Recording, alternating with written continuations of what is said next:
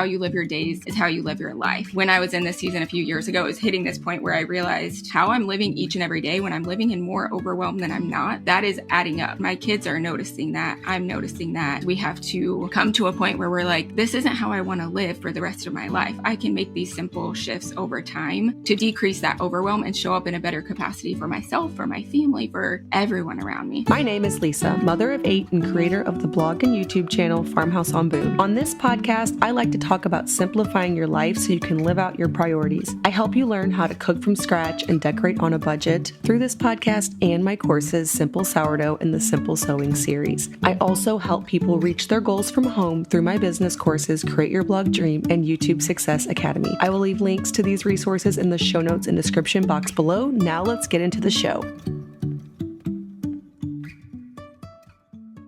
Welcome back to the Simple Farmhouse Life podcast. Today we're talking about one of our favorite topics here on this show, rhythms for busy moms, implementing systems and trying to get all the things done that you have to get done. And, sometimes we think, oh man, like what about rest? We're talking about that too, being intentional with our family and our homes and our lives. And we talk about that a ton, but it bears repeating. And it's nice to have different perspectives because we're all different in the way that we do things and the way we process our daily life. And so I like to bring on guests who, can share their perspective in the season that they're in, because again, we're all in different seasons and we all approach this a bit differently. So let's dive into this interview here with KyAnn from the podcast, Simple Rhythms for Busy Moms. Welcome on, KyAnn. Today, we're going to talk about home systems, which is something that we talk about a lot on this channel. I think different people have different ways of doing things, and it's always fun to hear how each mom approaches sometimes what can be an overwhelming task of managing all the things, which I'm feeling this morning because we've been in and out of the house and things are lost. And I literally was thinking about this podcast and I was telling my husband, I'm like, if everybody, if we all like follow the systems that we have, everything runs really smooth. But then sometimes like somebody will forget to put things where they go. And then the whole, everything just like a domino effect. So anyways, let's introduce. So tell us a little bit about yourself and your mission online and what you do. Yeah, for sure. Thank you so much for having me on. I'm so excited to be here. My name's KyAnn. I am a wife. My husband and I have been married for 9 years now, and we have 3 kiddos, currently 4 and under. So we actually struggled with infertility for 3 years at the beginning of our marriage, and then somehow we're blessed with 3 kids in 3 years. And so I feel like we're kind of in the thick of just that chaotic, busy season, and we wouldn't change it for anything, but definitely a lot of moving pieces. So I can relate to that. And I'm also a podcaster. So my mission really is helping busy moms to find routine in their days and implement intentional rhythms to both get more done around the house, just be productive and also still be present with their family. So that is a little bit of how I spend my days right now. I mean, I'm sure as you well know, just this is what you do. There's a huge need for this kind of conversation. I think that's like the number one question, comment I usually get everywhere, which is why we talk about this so much on the podcast. But what do you do when you're in a season of overwhelm? Some form of that question is really, really common, because I think the biggest thing is, I think a lot of young moms, especially when they have, like you said, like 4 kids or 3 kids, 4 and under, just feeling like, is this normal? Like, is this the pace I'm supposed to go in order to keep up with everything? Or, is there like something I'm missing? So talk about that. Let's talk a little bit about daily rhythms and how that started for you and your own journey to figuring out how to get all of the balls rolling in the right direction and figuring out like which ball you could drop. Yes. Yeah. That's something I talk about a lot, actually, with the analogy of balls and like plastic balls and glass balls and which ones are okay, to have hit the ground and you can still pick them back up. And I think this is a common question as far as how do we get it all done and really being in the thick of it. For me, how I kind of got into this world goes back a few years. I really struggled with postpartum depression after having my second baby. So my first 2 kids are 16 months apart. Wow. Very unexpected pregnancy. Yeah. Obviously, I shared we struggled with infertility and things. And I also have hyperemesis in my pregnancies. Okay. And so I'm hospitalized. I have to go get infusions every other day for the whole pregnancy. Wow. It's a whole thing. So a lot of different things kind of came together. And I think when I realized I was struggling with postpartum depression, kind of a background, that was the trigger point for me realizing so much chaos that I had accepted as normal in motherhood up until that point. I personally struggled with some like workaholic tendencies, and I have been an entrepreneur for a long time. And I had kind of fallen into this pattern of putting business first over a lot of different things. So we had a successful business, things seemed great on the outside, but behind the scenes, things were kind of just a mess. And we were really struggling with balance and even simple routines to get things done. So for example, to give a picture of what I mean, I was telling my friend a story about this season of my life earlier today, and I was in the season of 2 under 2 for the first time. In my mornings, I was specifically talking about, I have this one morning kind of ingrained in my brain from this period of time. And I woke up with the baby crying. That's how I woke up all the time. You would wake up and you kind of feel like you're almost fight or flight mode, waking up to that all the time. The baby needed to be fed, and then the toddler needed breakfast, obviously. So I'm going to the kitchen. I'm trying to nurse the baby, literally as I'm walking to the kitchen, trying to get the baby food. And my counter has dishes still on it from last night. The dishes were still out. We hadn't got them put away.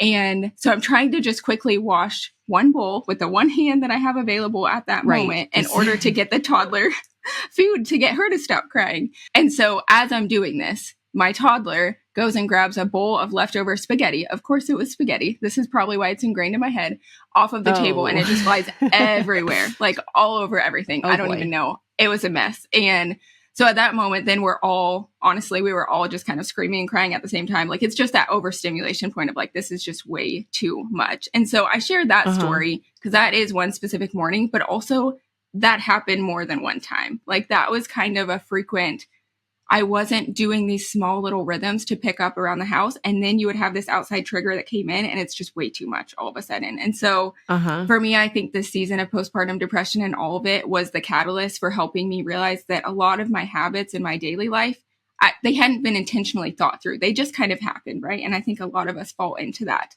So that's when I kind of came across the idea of rhythms, and I just glued onto it. I was like, this is what I need. I need to make this shift. Yeah. Yeah. I think every mom can probably relate to those moments of overwhelm where everybody seems to need something from you. Also, there's something that happens too, I'd say the more seasoned you get in motherhood, where there's certain things that you're just like, you know what? It doesn't feel as urgent. If the toddler's crying, you can accept okay, I'm going to nurse the baby, then I'm going to get that for you, and you're going to be okay in that meantime too. And I think that happens over time as well. I found now that there's certain things, situations that happen, and I think back, I'm like, oh, that would have stressed me out so bad when I was a new mom, and now I'm just like he's crying at your feet, and you're just like, I'm nursing the child, and I will get to you, but right now you're going to be okay. You know what I mean? But talk about the first rhythms that, and you had a whole new variable there where you said the child threw spaghetti, which that would definitely get me. That's where I'd break.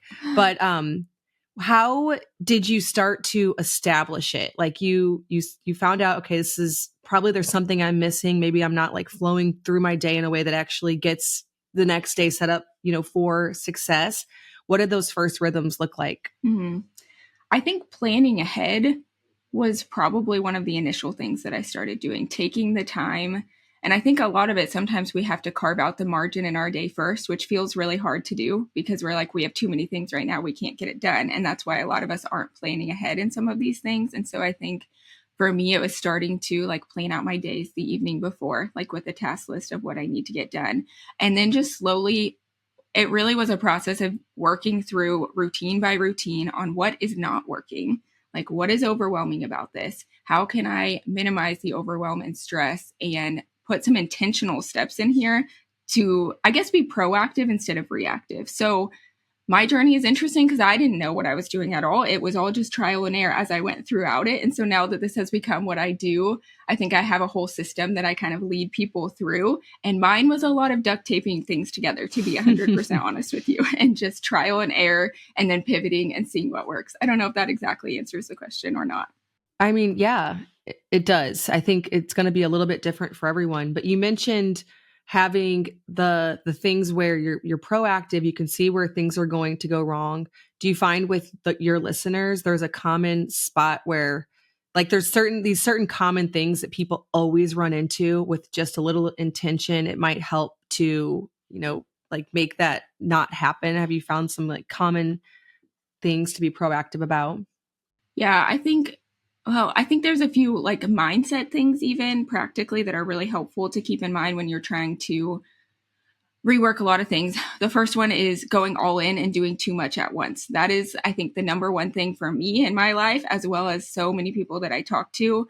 When there's something off, sometimes it feels like we have to burn the entire house down and start over completely, like from scratch. And I'm guessing that there probably are people listening that are like, it's not just the morning routine. It's not just the meal times. It's like all of it together. And it's just way too much. And so I think one really key thing to keep in mind is focus in on one area at a time. You're not trying to rework everything in your entire day all at once.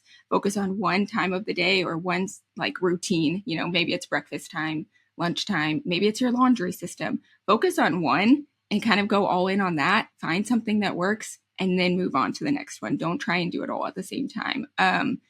I think in general, as a society, we kind of minimize these small changes. I don't know if you relate to that, but we think, oh, it's not a big enough deal. Like it's not flashy enough. It doesn't feel like that would change my entire life with one small shift. But in reality, like there's a quote that says success is found in mastering the mundane. And so much of our life is built up in these small things that add up so much over time. And so, I mean, I was listening to a podcast earlier that was talking about Simone Biles. And obviously we know she is very accomplished. She's had 11 Olympic medals, I think is what it was saying.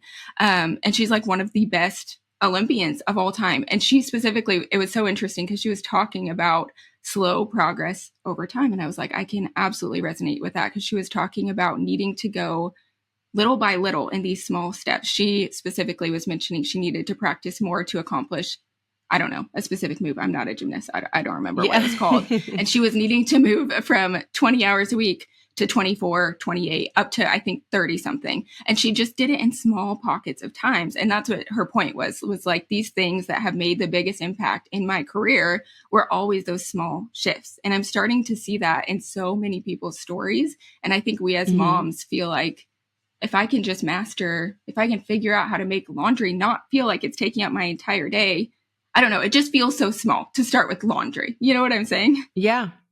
Yeah, but that can be that one thing that throws you over the edge. Like you have the toddler crying at your feet, you have the newborn or whatever age baby that you're nursing, and then you walk like down, into the laundry room and you're like, ugh, like it's everywhere. Like that can be the trigger. So I think that makes a huge difference.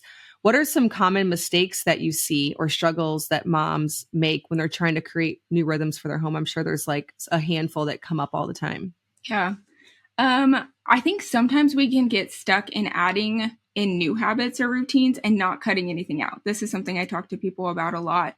Because again, maybe it's this idea of wanting to burn everything to the ground and start over. But sometimes, like, I think one of the key things is a time inventory. This is something I work with my students to actually look at your time, because sometimes you feel like you have absolutely no time in your day. I know I've been in that season so many times. And then if you actually look at how you're spending your time throughout the day, maybe there's these little pockets of scrolling on social media. And maybe it's only for a few minutes, in between things, but you're doing that 20 times a day. That adds up to a lot of time. And so I think taking a step back is something that is really helpful to actually be realistic about how you are spending your time. And sometimes at the same time, it's like doing these systems that you already have in place that maybe aren't working as efficiently as they could be.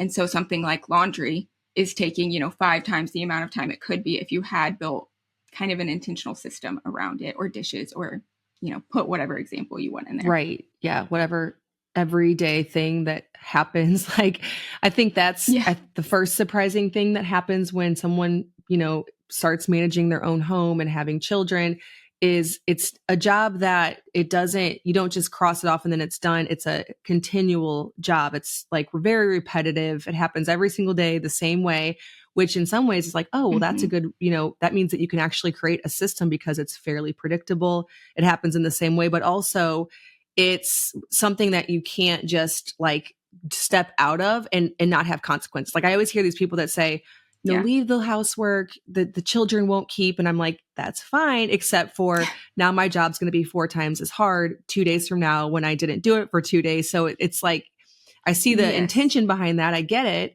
But also you definitely have to like put one foot in front of the other. And I think you mentioned time and like finding pockets of time.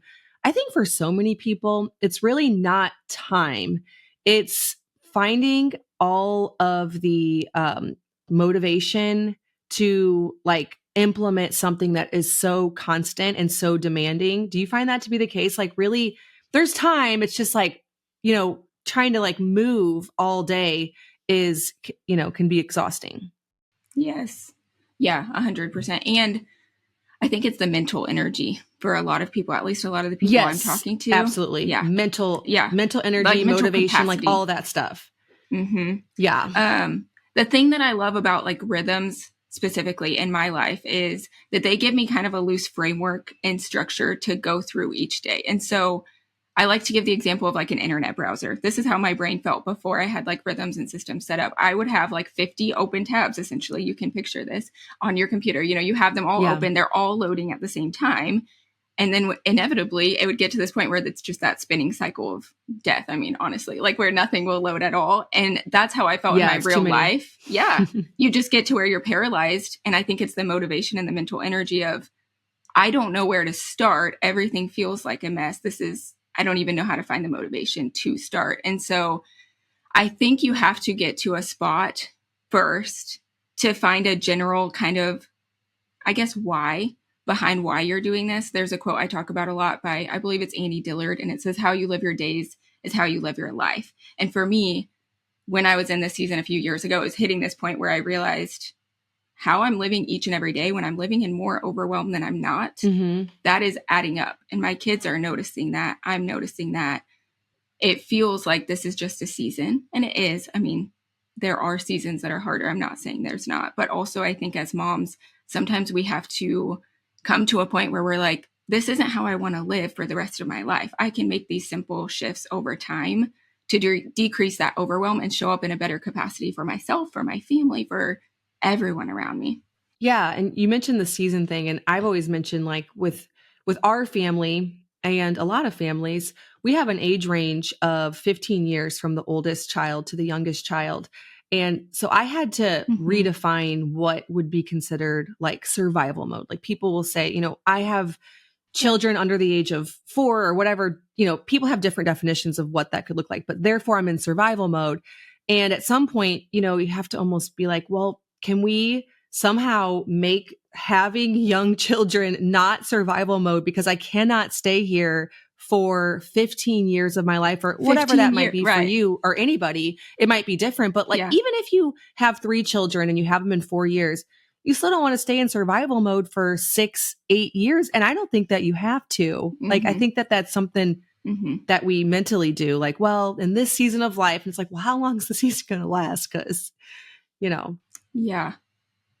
Yeah. And I think Instagram and social media, and there are many benefits to them as well, but it is easy to see that message of like survival mode almost being, I don't know. I wouldn't want to say praised, but it's just pushed out a lot, that it's very overwhelming to be in that season of littles. And there are many hard things about it. There are also many hard things about having teenagers, I'm sure. I'm not to that season yet, but I think just being able to make those small shifts to enjoy your life where you're at now, no matter what your circumstances Absolutely. are. It's going to look different for everyone, but just kind of defaulting to, well, right now, because, my life looks like this. And I've heard that from a lot of women. Well, in this season of life, there's no way I could ever try this. And you don't have to, but like, you also really can. Like, it's not, you don't have to live in this place of like, because I'm here, therefore there's no possible way, I could like, you don't have to stay there. Right. I've been there and I realized like, oh, there's certain things I can do.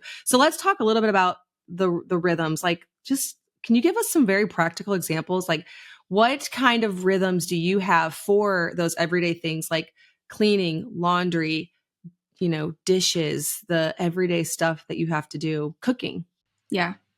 Okay. I'll give you a few practical examples, and then I'm going to give you some as far as like presence and being like quality time with your family. So practical examples as far as home management, because I feel like there are two pieces, at least to how I do this, is like it's the getting things done and the productivity piece. And it's also having rhythms to be present with your family and to enjoy that time and not just constantly do the next thing on the to-do list. So home management wise, I have like tidy anchor points throughout my day. So those are really helpful to basically clean up around the house. Just take a few minutes throughout the day to clean things up, put it back to normal so that you're not getting to the end of the day.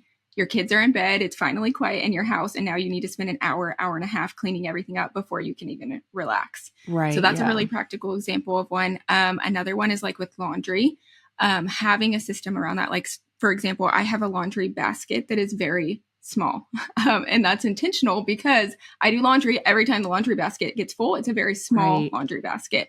So that I'm not waiting days and days and days. And then I suddenly need to spend all day putting the laundry away. Another example as far as like home management is we do a weekly planning meeting. This is mostly me, but then my husband comes in for the end of it because we use it as kind of like a communication, get on the same page time.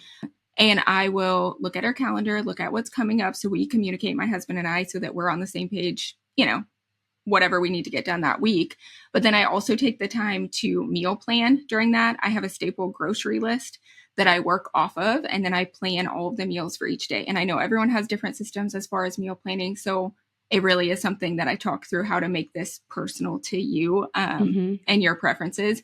But for me, having that staple grocery list, and I know this is something you talk about in your content as well. You may not have an actual physical list, but like in your brain, the things that you pull from all the time. And for me, having it written out in my notes helps me so much to visually see that. And I can just go through and be like, am I out of this? Am I out of this? So that when I'm, you know, cooking from scratch the next week, I'm not out of all 5 ingredients that I need to make some random thing.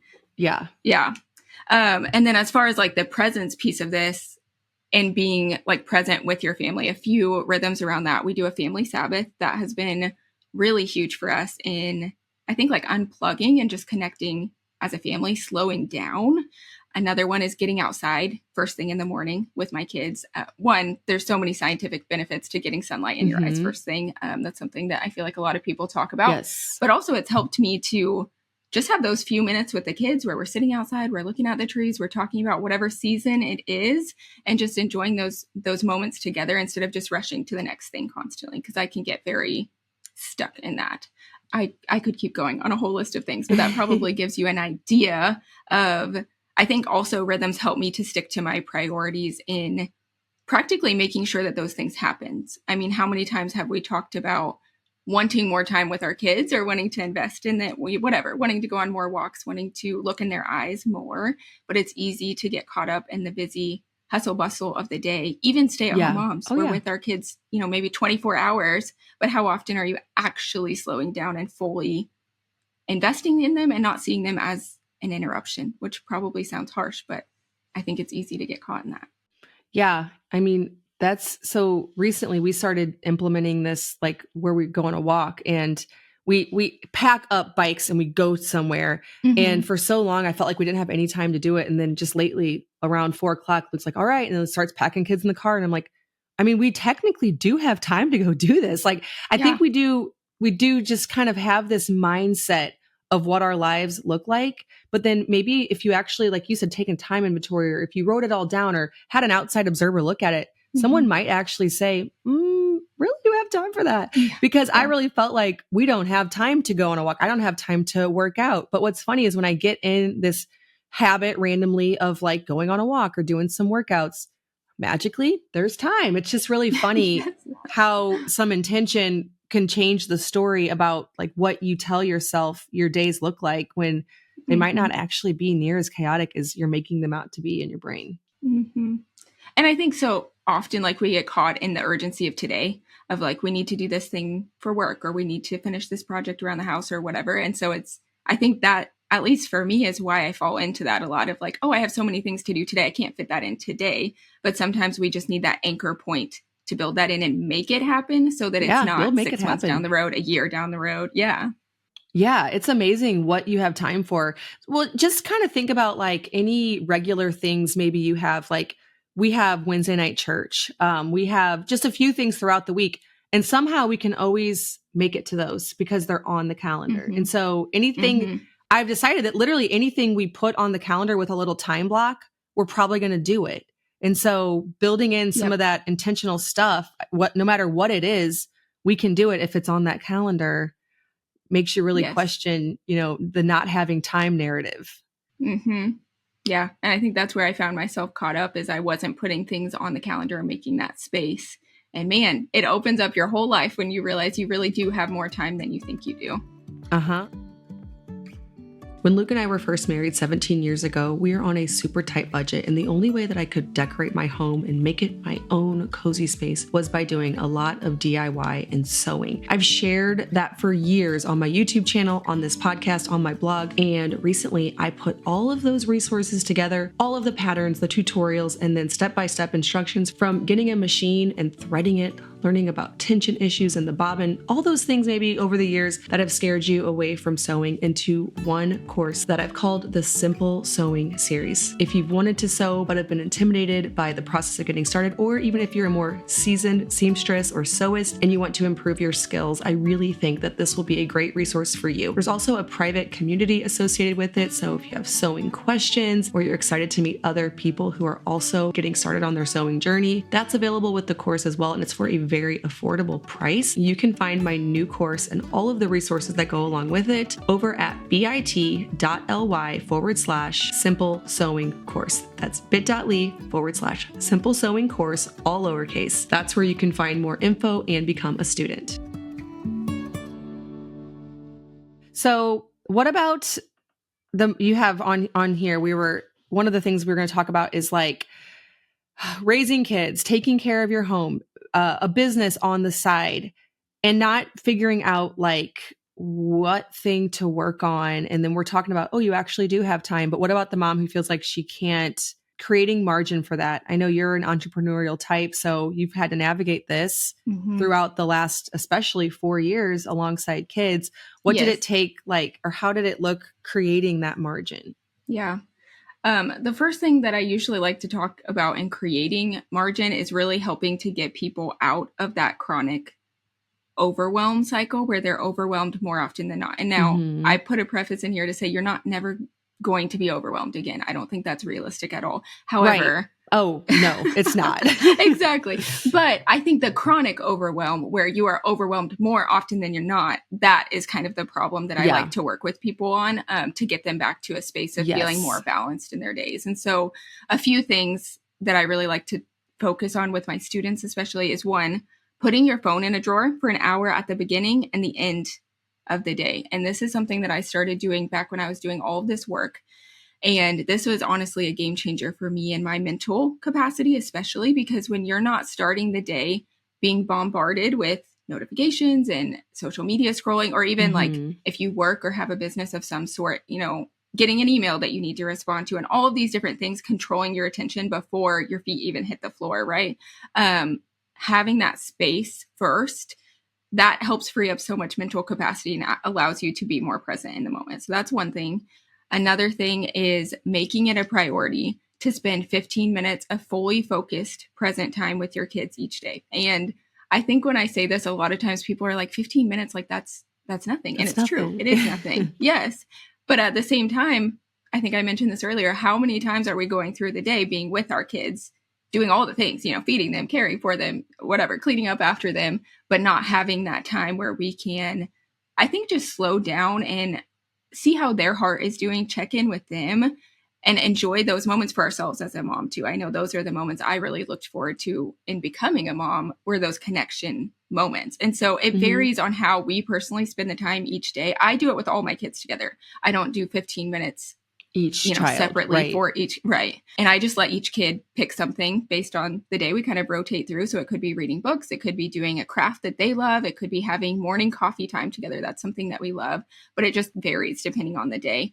And then one other way to free up some capacity is waking up before your kids. And I say this because I know there will be people listening. No. Yes. And I know I will say there are seasons. Obviously, my kids are close together. There are seasons, when your kids aren't sleeping through the night, etc. I don't think that this has to always be the case. But I have found, I think people think you have to wake up 2 hours before your kids. And something I'm trying to make more normalized is like, it does not have to be 2 hours. It can literally be 5 to 10 minutes, 15 minutes before your kids. But when I am waking up with intention before everyone is tugging at me at the same time and everyone needs me at once, it literally calms my nervous system down on a very practical level, helps me to not feel like I'm in fight or flight mode, just constantly, bouncing from thing to thing. And maybe this is a season of little children as well. But prioritizing at least a little bit of time to wake up on my own, get my heart in the right place before everyone else does, that actually frees up.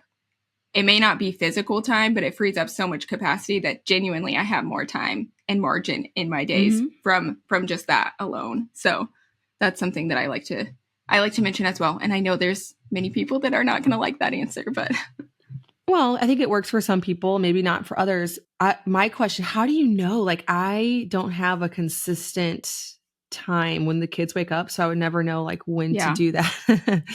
Yeah. I think in this season, my kids wake up at a consistent time, so it makes it easier for me to plan for. But when I had kids that weren't sleeping through the night, one thing that I did for a long time was after my baby woke up the last time, usually it was early. I mean, like 5 or 6 in the morning. And then I just stayed up. Yeah. That's what worked for me in that season. Yeah. Everybody has different, like if your kids are all over, let's say 6 or 5 even, maybe even 4. Then it's like, exactly what to expect. You could, even set your alarm to it. For me, it's always like the baby is always such a wild card. It's somewhere between, 5:30 and 6:30 probably. So the way that I approach it, and I have for years, is I just take like a long time in the morning. I make some coffee. And yes, I have kids like crying at my feet while I'm doing that. And then I sit down with 2 chairs. I put my feet up on one chair and lean back against the other chair. And then they just pile on and I just sit for at least 30 minutes, maybe longer. So it's kind of like I have that rest time. Yeah. Or, I'm not like, I'm never hitting the ground running. I'm not like right away making breakfast. Yeah. I mean, literally doing anything. And then I start really moving, I'd say about like 7:30-ish. So sometimes I sit there even longer. Yeah. But yeah. And I mean, even if your kids wake up and they're happy, you can always take 5 minutes before you go grab them, if they're still in there. That's true. There's so many ways to apply this. Yes. That's totally true too. Like some ages, I feel like age 1 is kind of tricky. Like my youngest is 1, but by like age 2, you can do those we had one of those light up alarm clock things because when it was summer, I had kids age 5, 6, like thinking they could get up when the light was, on. And so I got one of those there was like this little thing on Amazon that you could set it to like whatever time you designate.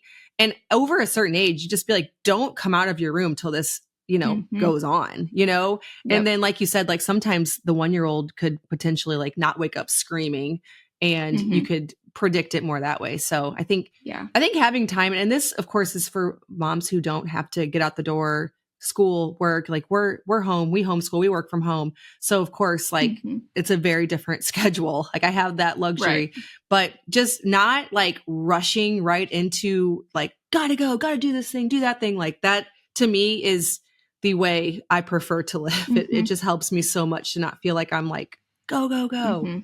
Feel so tied to like efficiency in your to-do list constantly, which I'm not saying those things aren't good, but slow, peaceful start to the day. To an extent. And like I've gotten in rhythms where the kitchen, when I wake up and I'm sitting there with my coffee, is clean, like really clean. Like I have probably gone to bed with a kitchen that's messy, like less than 5 times in the last year. Yeah.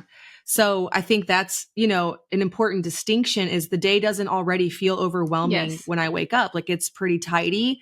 The laundry is under control. Like usually there's something in the dryer that whenever I get up from my coffee, I'll go in and I'll, put those into the appropriate baskets and then I'll start the next load and then I'll go make my bed. But it's not like I'm waking up to chaos. Yes. And I think that's probably also what affords me that luxury of sitting there and just sipping coffee. Yeah. Yeah. The rhythm of like closing the kitchen every single night, that was like a game changer for me. Once I got in that habit, it helps you mentally so much to walk out and know your house is like, it's okay. It's not everything everywhere. Like we're reset. And I think the tidy anchor points is kind of the same thing throughout the day. So yes, absolutely. And when you get into that rhythm, it's not that hard. Like this doesn't feel like this big thing, like every night I got to clean the kitchen. It's not even a thing I think about. It's just something that we just do. And then I just don't wake up to an overwhelming feeling of like everything's crashing down around me. It all feels very manageable. So Yes. Yeah. And you're not even thinking about it. It's like, that's what I say about rhythms too. It's kind of like on autopilot, literally in my life. Like it's not a conscious thing I even have to do anymore. Yeah. It just happens. Yeah. It does take intention in the beginning to set it up, but yes, then it becomes literally just mindless. Yes, absolutely. Okay. I'm going to go down to some of these audience questions and see if there's anything that like we haven't really talked about. We got some questions about family culture. Okay. This I thought this one was good because I think some of us kind of all, in the beginning, like I feel like I've been a homemaker for so long. I don't really wonder this anymore, but I have in the past. So this person says, I'm constantly cooking and cleaning. Am I doing something wrong or is this normal as a mom? You are not doing something wrong. I think this is, I think is this normal? As far as I know, every single mom I know is definitely cooking and cleaning all the time. All the time. Yeah. I think as far as streamlining it, this is something that kind of depends on your personality as well. So I really go two ways in people I talk to. Either you prefer to batch tasks together. And now not everything can be batch, but there is a lot of tasks that you can batch together. So for an example of how I batch things, when my kids outgrow clothes, this is something that I batch. Now my kids outgrow clothes regularly, but as they outgrow them, I have a bin that I literally put all of them in. And until that bin gets full, I don't touch it. I just leave it in there. And then once the bin is full, that is the time that I go sort through everything. If I'm going to donate it, I put it in a pile, go take care of that. If I'm going to, whatever I need to do. Instead of, every time my kids outgrow it, having these random pieces of clothes that I have to go get out of storage, all my kids' organization stuff. That's a good idea. So then I can kind of put all of that mental capacity into like one concentrated time. Or the other option is to do things in small pockets. And so I think with cooking and cleaning specifically, like dishes, this is again, based on your personality. I prefer to do all the dishes. We don't have a dishwasher. We haven't had a dishwasher in over 8 years. And so I'm doing dishes a lot. Okay. Yes. I never meet somebody who also, now is this by choice or does your house just not have one? No, we just don't have one. Oh, okay. We don't have one. Okay. Because I actually have something to say about this, but go on ahead. Go ahead and say what you want to say. Go ahead. People all the time are like, what kind of point are you trying to prove? I'm like, I'm not trying to prove a point. I literally just don't think that dishwashers save me time. And the reason for that, and I was thinking through this recently, I'm like, what's the reason that I literally don't think they save me time? And I came to a few conclusions. One is that I think dishwashers are for kitchens that close at designated times per day. Mine doesn't. And so like, it's so much easier for me to take that pot, like cook one thing in it, then put bones in it for bone broth. And then I'm cooking rice and like maybe rinsing it slightly in between. Yeah. But like, when would I run it? Like maybe overnight. Yeah. So anyways, I finally came to the conclusion, like, I know my kitchen doesn't close. And so there's never a time when I'm like, maybe at night I could see running a dishwasher. But, and then I also learned that my standard probably for like the sanitization of my dishes is lower than average. So my sisters were discussing it because it was so funny. One of my sisters and I, we both feel like the dishwasher doesn't save us time. And we like literally are faster just rinsing and going and rinsing and going. And my other sister was like, well, it's probably because she likes her dishwasher. It's probably just because you're not that worried about it getting sanitary. I'm like, oh, okay. And okay, listen, we use, we get them clean. Okay. But just like, I don't feel like they have to get like perfectly, like there's not, like they're heated to 500 degrees in order to be able to use them again. Like that is not something I've worried about. Yeah. So anyways. Well, and also you have a large family. So with cooking from scratch, I mean, you would have to have so many dishes, I feel like, I don't know. I mean, I get that train of thought. So. Okay. I don't know. People act like I'm insane. I'm like, I literally think I spend less time because we've had dishwashers in the past and I feel like it just doesn't, there's no less time spent interacting with the dishes without the dishwasher. And you've gotten into your rhythm of how to do it. So it's not overwhelming. Right. Like you just do it. Yeah. I think so what I do with dishes is I actually we cook from scratch almost, I mean, not fully, we're not perfect, but we cook from scratch the majority of things, do sourdough, all of that. And I was struggling to do the dishes after each meal. I know that's something I'm pretty sure that you do kind of just as you go is like the dishes from each meal, wash it. I do not. I tried that and it didn't work for me. And so what I'm doing instead, if I have a large pot, or something like that I'm cooking with, I'll wash that immediately because it's big enough and bulky enough. It would take up the whole sink. So those I wash take up immediately and let dry and everything. But the dishes throughout the day for meals, I actually just set in the sink, and that is like my container to hold them. And like I rinse them off, obviously, so they don't get crusty and nasty, but they sit there. And then in the evenings, I come and do all of it, and I'll put a podcast on while I'm doing it. It's something that I enjoy that time now. I usually put a candle on as well, which sounds silly, but it just, I don't know. It's almost like relaxing, which some people will think is crazy. People are either, I feel like, dishes people or laundry people. They hate one of them. And dishes are not, I don't mind dishes. So, but my point is just, I've talked to a few moms recently who do that exact same thing. Okay. And I didn't even know that was like a thing some people did. They don't wash any dishes through the day. And they'd wash them all at night. And we were standing in a group of like 5 moms, and 2 of them said that same thing. I'm like, oh, I didn't even think about doing it that way. But everybody has the way that will work for them. Yeah, for sure. So you can either batch it or go throughout the day. So another way to streamline too that I was going to mention is deciding once on things. Like this is something for cooking that has been very, very helpful. Having a list of like tried and true favorite meals that are very easy, don't take a lot of thought. That is helpful in meal planning so that you're not looking all over the place for different recipes. Yeah. But then you can also even have set days. So you could have like pasta Tuesday or sheet pan dinner on Wednesday. And like we have church on Wednesday nights as well. So we're doing like grilled cheese with sourdough bread. That is something that we do very regularly with like a side. It's very simple and easy so we can get out the door quickly. Yeah. So having set things like that, I think helps streamline as well. So since you're a batch person, like your personality probably likes batching, because you were talking about like putting all the clothes in that basket, and then one day you sit down and do it all, and then you put all your dishes in the sink, and then at night you do it all.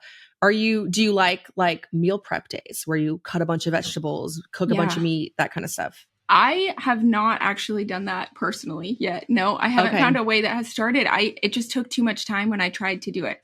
So same. I do. Yeah, prep, I'm like maybe it's a personality thing, but I don't like it. No, I don't like it either. I will do like with sourdough, I will try to have a day that I make our bread for the week. And so I've started doing that. And that helps me, I think, just with the timing of when the sourdough is active and everything like that. Honestly, I think more than anything that is really helpful. So, So, okay, you have, like, you just mentioned some systems that you do that work really well for you.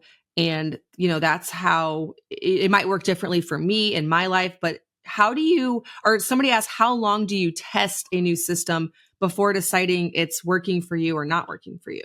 Yeah, I usually recommend 2 weeks because I think sometimes, it does depend on the system, but 2 weeks is kind of the general because sometimes you just need to get in the flow. It feels hard at the beginning, and then you kind of get in the flow and it starts working better. So I would test, you can pivot a little bit within that 2 weeks. I'm not saying it has to be strict, but be consistent with it for 2 weeks. And if it's not working, then pivot and find something else that's working for you to give it kind of time for even everyone in your household to adjust to. At least for us, it takes a little bit for my husband and kids to kind of fully recognize what's happening and be able to kind of participate in that.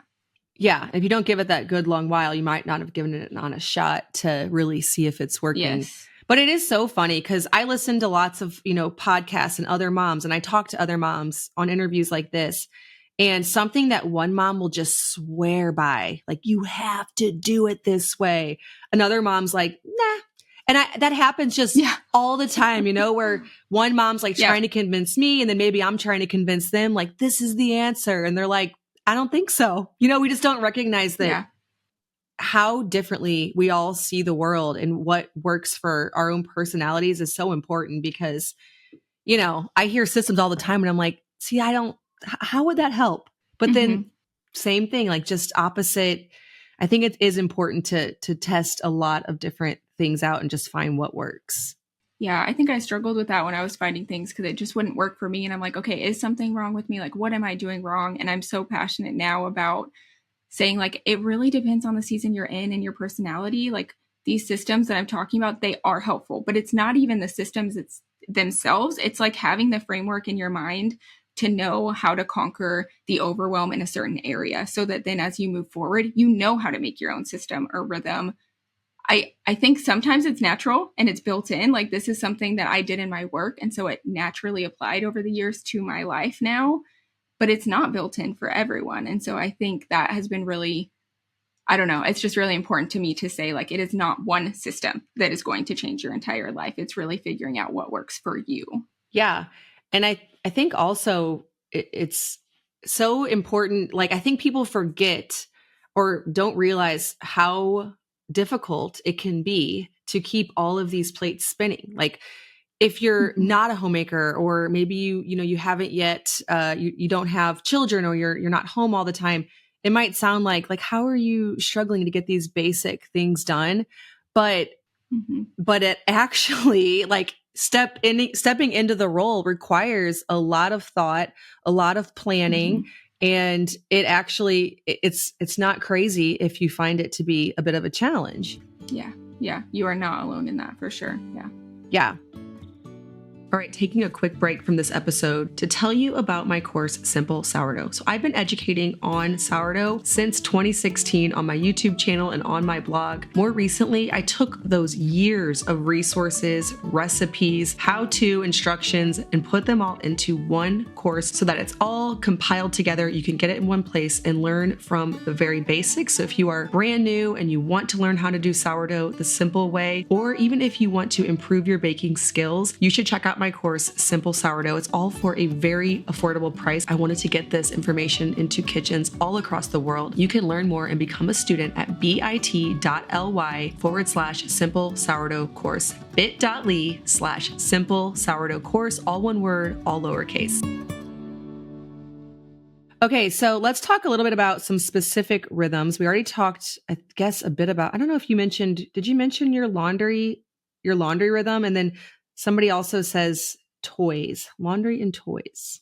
So laundry, I was doing a load every other day. We have 5 people in our family, and we have now hit the point of needing to do a load every day, or at least that's what works for me right now. So I think I mentioned my laundry basket that I keep small. And so what I was doing previously is just as soon as I was full, I would wash. I'm still doing the same thing. It's just every day it's getting full. And so I usually put a load in the evening and transfer it to the dryer. And then I put it away the next day. So I don't really care if it gets it doesn't get that wrinkled to me. If it sits there overnight, I think it's fine. So then I'll just go and grab it and put it away the next day, and then that evening, then I'll put another load into the laundry. Toys. Oh my goodness. Toys are a whole thing. Toys. We love a toy rotation. That's what I will say about that. That has helped us a lot. We have been given so many toys. I don't know if you struggle with this, but man, we have so many people that have wanted grandparents and all the things, bringing in all the toys. And so having a toy rotation has really helped. I have, let's see how many, I have like one of those cube organizers. I think it's an 8. I think there's 8 spots. And so I just rotate it usually every couple weeks with new toys. It helps my kids. My kids are still pretty little. I mean, my oldest is 4. And so it helps them to stay entertained, especially with independent play. I really think that has been a big thing to help them play better, not having all the options everywhere. And I personally just didn't want we have a 800 square foot house. So we have a very small home. Okay, yeah. And I didn't want people to walk in and just have like toys everywhere. And so that helps us. We don't have a playroom. We just have this one organizer with the toys. And then we have books in the living room and then in their room as well. But that's kind of how we handle toys. So do you have like the rest of them stashed in the basement, and then you put them, like, you rotate them out of the cube organizer? Yeah, I have them in like, okay. What are they called? Just the big bucket thing. The Rubbermaid or whatever. Yeah, Rubbermaid. Yeah. Yes. Uh-huh. Yeah. I'm working on dividing them into rotations because I noticed a little bit of friction point of like, I was kind of taking longer to switch them because I didn't want to get the boxes out. And so I'm working on putting them in individually into a toy rotation already, because I kind of have a system in my head of like a puzzle and, a magnetile or something open-ended, blah, blah, blah. So I'm working on doing that. Yeah. Because again, you pivot as you go. As your kids evolve, you learn to just pivot and make it work. So. Well, yeah, because like when I had kids that were 4, 2, and a baby, I think we had so many more toys because there was less siblings to play with. And then also those are really young ages. And so it's not like anybody can just go outside. Whereas like now my son, who is 9, can go outside with the 2-year-old, and there's like a lot of sibling interaction. It's so different. So you can never compare. Like people will say to me, how do you not have this? I have this. And I'm like, it's just completely different situation. Trust me, if when your kids are older, you'll see what I'm saying. It's just so hard to really like compare notes like that. But the whole toy rotation thing to me sounds like an amazing idea, that it might sound like a big job to, swap these things out, bring stuff up from the basement. But the amount Mhm. of hours that you are not spending cleaning up toys every single Yep. day because there's a manageable amount in your house is probably like 12 times the amount of time that you spend doing that swaparoo. Yeah. So it has, ultimately that is going to be saving so much time. Plus kids, they don't know what to do with a lot of toys. Like when Yeah. there's a couple different nurseries I work in because we have a homeschool co-op, we go to church. And so I'm in nurseries like ridiculous amounts of time because my kids are really shy. And anyways, I'm in nurseries all the time. And it's just funny, like they play with some of them, but most of them they're just dumping out. And so Mhm. like having access to less toys makes them, I think, play better. And Mhm. then, it makes your life easier because you're not like gathering stuff all over the house trying to put it back. And your kids can help. That's something I found too. Like from a very young age, they're less overwhelmed because there's not as much to do, that they can help put Yeah, that otherwise they're like, away. I don't know what to do with this. Yeah. Like, where does Yeah. this even go? Yeah. Yeah. Because sometimes we feel like that if there's toys everywhere. Like, I don't know what to do with this either. Yes, absolutely. All right. Well, I think a lot of this will be very helpful, especially coming from a perspective of someone who's, obviously 4'2" and baby. You can't get much more in the trenches than that unless you'd had all twins. Like that would be even more so. Tell everyone where they can follow along with you and get more of your encouragement and your rhythms and just continue to be encouraged. Yeah, the best place to find me is my podcast. So that's called Simple Rhythms for Busy Moms. And we talk all about how to simplify your daily routines for more time with your family. So, really, just all the things we talked about here, more in depth with intentional systems and boundaries to simplify and organize your life. To take things like out of your head and put them into an actual system so that your life can flow on autopilot, like we talked about. And also to help you slow down and prioritize rest in your life instead of just constantly having this never ending to do list that you're never accomplishing. So I would love for your listeners to come listen and say hi. And then the second place, I am not on Instagram anymore. So the second place I hang out the most is my free Facebook community. So I'm in that group daily, and it's really just a bunch of like-minded moms that are trying to balance motherhood, home, faith. Some of them have a business on the side as well, like I do. And I love to do like challenges in there where like quiet time challenges or waking up before your kids, screen time challenges, just these different things to kind of give you that extra accountability to help us get off our phones and just be more present with our family. So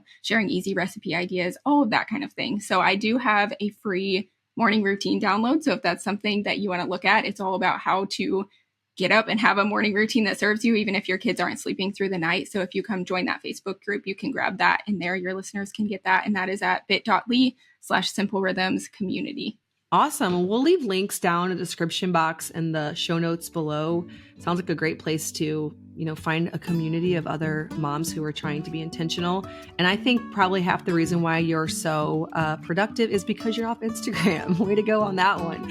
Oh man, it can suck you in so much. So it was a big move as far as business. It was a scary move, but yeah, the podcast is the main thing for me now. And I don't regret my decision. So yeah, a lot of people are going in that same direction. I think we're all feeling that constant overwhelm there. So awesome. Well, we will leave links for everything down below, and you can continue to follow along with KyAnn. Well, thank you so much for joining us. Thank you so much for having me, Lisa.